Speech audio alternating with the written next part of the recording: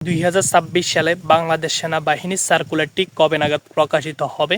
তো আপনারা অনেকে আমার কাছে এই বিষয়টি জানতে চেয়েছেন। তাদের উদ্দেশ্যে আজকে আমি এই ভিডিওটি তৈরি করব। তো আসসালামু আলাইকুম, আবার আপনাদের সামনে নতুন একটি ভিডিও নিয়ে উপস্থিত হলাম। তো আমি প্রায় 1 মাস পরে আবার দ্বিতীয় নম্বর ভিডিওটি আপনাদের সামনে দিতেছি।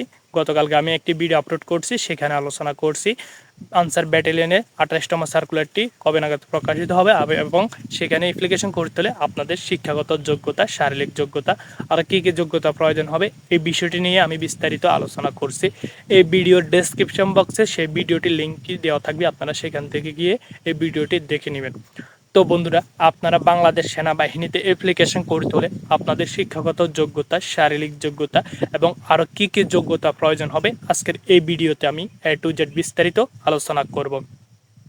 তো বন্ধুরা, এখনও পর্যন্ত যারা আমাদের ইউটিউব চ্যানেলটি সাবস্ক্রাইব করে নেয় তারা নিত্য নতুন সকল বাহিনীর আপডেট সবার আগে পেতে আমাদের চ্যানেলটি সাবস্ক্রাইব করে পাশে থাকা বেল আইকনটি অল করে দিবেন। আর আপনাদের যে কোনো সমস্যা সমাধানের জন্য আমাদের টেলিগ্রাম গ্রুপে অ্যাড হয়ে নেবেন, সেখানে আমার সাথে আপনারা কথা বলতে পারবেন।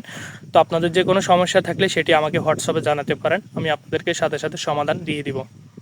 তো বন্ধুরা, সর্বপ্রথম আপনারা সেনাবাহিনীতে অ্যাপ্লিকেশন করতে হলে আপনাদের শিক্ষাগত যোগ্যতা লাগবে। এসএসসি পাস করতে হবে। এসএসসিতে আপনাদের পয়েন্ট লাগবে 3.00। আপনি যে কোনো বিভাগ থেকে পড়াশোনা করুন না কেন, সেটি হতে পারে সায়েন্স, আর্টস, ভোকেশনাল, কারিগরি বা আপনি মাদ্রাসা থেকে পড়াশোনা করতে পারেন, আপনার পয়েন্ট লাগবে হচ্ছে কি জিপিএ 3.00। এর থেকে বেশি পেলেও কোনো সমস্যা না, কিন্তু এর থেকে কম পেলে আপনি অ্যাপ্লিকেশন করতে পারবেন না। তো আশা করি এই বিষয়টি আপনারা বুঝতে পারছেন। তাহলে আপনাদের শিক্ষাগত যোগ্যতা লাগবে এসএসসি। আপনার যদি এর থেকে শিক্ষাগত যোগ্যতা বেশি থাকে তাহলে কোনো সমস্যা নাই, এইচএসসি পাস হতে পারে, কিন্তু আপনার বয়সটা থাকতে হবে, ঠিক থাকতে হবে। বয়স হচ্ছে 17 থেকে 20 বছর পর্যন্ত, 17 থেকে 21 বছর পর্যন্ত। তো এরপরে আপনাদের এটা হচ্ছে শিক্ষাগত যোগ্যতা আর বয়স 17 থেকে 21 বছর পর্যন্ত হলে আপনারা বাংলাদেশ সেনাবাহিনীর সৈনিক পদে অ্যাপ্লিকেশন করতে পারবেন। এরপরে হচ্ছে আপনাদের উচ্চতা প্রয়োজন হবে। পুরুষ প্রার্থীদের ক্ষেত্রে 5 ফিট 6 ইঞ্চি হলে আপনারা এখানে অ্যাপ্লিকেশন করতে পারবেন।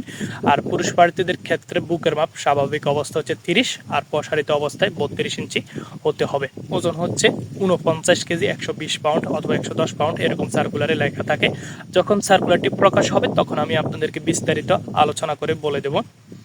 এরপরে মহিলা প্রার্থীদের ক্ষেত্রে উচ্চতা প্রয়োজন হবে 5 ফিট 1 ইঞ্চি, বুকের মাপ স্বাভাবিক অবস্থা 28, যখন প্রসারিত করবেন তখন 30 ইঞ্চি হতে হবে। তখন প্রসারিত অবস্থা হচ্ছে আপনি যখন ফুলাবেন তখন আরো 2 ইঞ্চি বাড়াইতে হবে। তো আশা করি আপনারা এই বিষয়টি বুঝতে পারছেন। চোখের দৃষ্টি ছেলেমেয়ে উভয় প্রার্থীর জন্য 6/6 থাকতে হবে।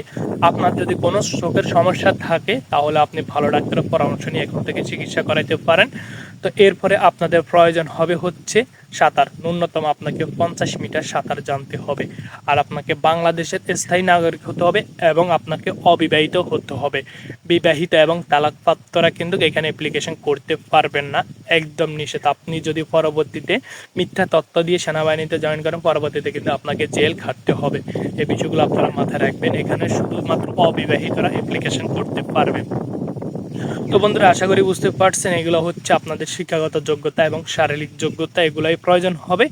আর আপনাদের মাঠের কার্যক্রম কেমন হয় এটা নিয়ে আমার একটি ভিডিও আপলোড করা আছে, সেটি আপনারা সেখান থেকে দেখে নিতে পারেন। আমি এই ভিডিওর ডেসক্রিপশন বক্সে সেই ভিডিওর লিঙ্কটি দিয়ে দিব। মাঠে আপনাদের কি সমস্যা থাকলে আপনাদেরকে মাঠ থেকে বাদ দিয়ে দিবে।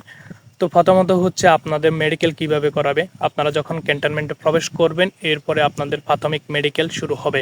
তো মেডিকেলে প্রথমে আপনাদের এর আগে আপনাদেরকে একটি ফর্ম দিবে, ফর্মটি আপনারা ফিল আপ করবেন। ফিল আপ করার পর হচ্ছে আপনাদেরকে মেডিকেল করানো শুরু করবে। মেডিকেলে প্রথমে আপনার হাইট দেখবে, তারপরে আপনার দেখবে, বুকের মাপ এটা দেখবে, আপনার ওজন দেখবে, এরপরে আপনার হাত পা নাক তারপরে চোখ এগুলো দেখবে। আর একটা কথা বলে, যাদের হচ্ছে স্কিনের সমস্যা মানে বরণ, আমার মতন যাদের বরণ আছে তাদেরকে কিন্তু বাদ দিয়ে দেবে। তো আমি যখন সর্বপ্রথম মাঠ করি তখন আমাকে ইয়ার জন্য বাদ দিয়ে দিয়েছি, স্কিনের জন্য। অতিরিক্ত বরণ থাকলে কিন্তু সমস্যা হবে। আর আপনারা মাঠে যাওয়ার সময় ক্লিন শেভ করবেন না।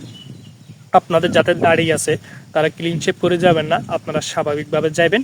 তো এখানে যাদের বরণ মানে মুখের মধ্যে বরণ ওঠে বা আপনারা ব্লেড লাগাইলে, তো তারা হচ্ছে শেভ করবেন না। প্রথম দিন আপনারা শেভ করার কোনো প্রয়োজন নেই।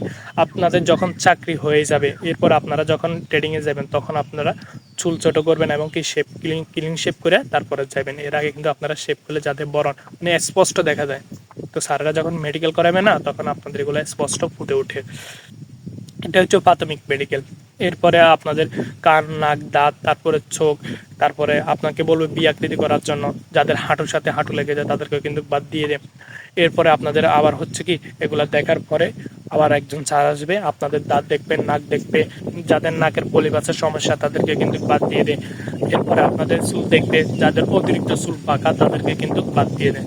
তো এগুলো দেখার পরে আপনাদের আরো ইভেন্ট আছে, মানে একটার পর একটা ইভেন্ট শুরু হয়ে যাবে সেনাবাহিনীতে। তো এরপরে আপনারা যখন মেডিকেল হয়ে যাবে, এরপর আপনাদেরকে বলবে পুশ আপ দেওয়ার জন্য, পুশ আপ দিবেন। এরপরে ডোট আছে, ডোটের পরে হচ্ছে আপনাদের রিটেন, রিটেনের পরে হচ্ছে আপনাদের চূড়ান্ত মেডিকেল।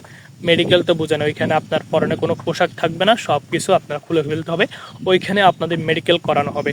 এরপর আপনাদের রক্ত পরীক্ষা হবে, এরপরে রাতের মধ্যে আপনাদের রেজাল্ট দিয়ে দিবে।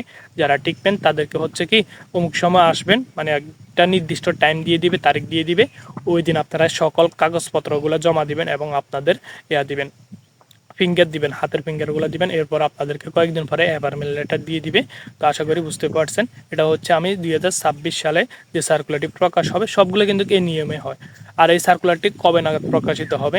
এখন হচ্ছে জুন মাস চলতেছে, জুলাই, এখনও অনেক জেলার মাঠ বাকি আছে। প্রায় এখানে আপনারা নভেম্বর মাসে কিন্তু সার্কুলার প্রকাশিত হয়, নভেম্বর অথবা ডিসেম্বরের দিকে বাংলাদেশ সেনাবাহিনী 2026 সালে সার্কুলারটি প্রকাশ হবে।